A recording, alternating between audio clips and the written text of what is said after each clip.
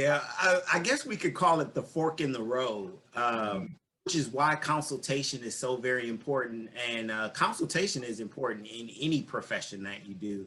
I think you are screened or assessed, when you think about when you apply for life insurance, even when you go for like your driver's license, you're screened and assessed, your vision and, your learning style, your memory, is reviewed before you're given your license, your driver's license. And so the same thing really occurs in both the counseling and the coaching process. But the difference, I think the really important difference for most people when it comes to the differences between counseling and coaching, how therapy, counseling, is different from coaching is that there is no clinical assessment used in coaching in most instances.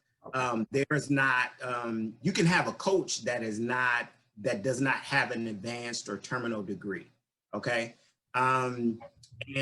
There's no doctor involved. But with therapy, you might have a therapist that has that is a clinical psychologist that has a, terminal degree in psychology, or has a PhD in counseling, education, and supervision. And they have actually taken a test, a state test, to become licensed. In counseling, in coaching, maybe not so much. There is a coaching credential that you can get through the International Coaching Federation. And if you're seeking coaching, you should ask the person who is offering you their services if they have that credential. Because that shows that they've, gotten some specific training. But I want to go back to the difference between whether a person needs counseling or coaching, which really gives me the opportunity to talk about the people who have a diagnosis with severe mental illness or serious mental illness, which is a profession and a population of people that I really love working with.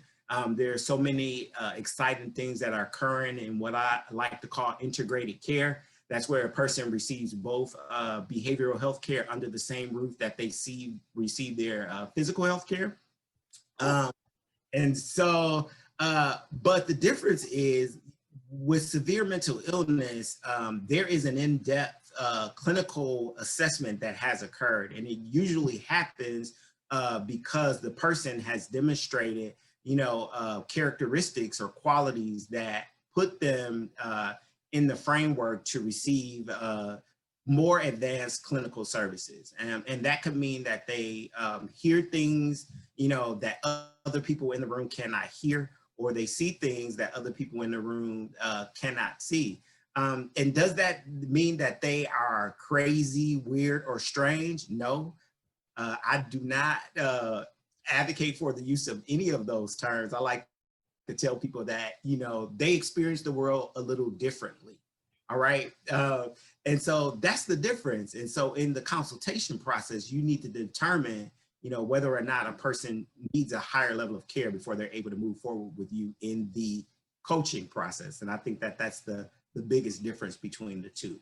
There might not be a psychiatrist involved in coaching, whereas there might be in therapy or counseling.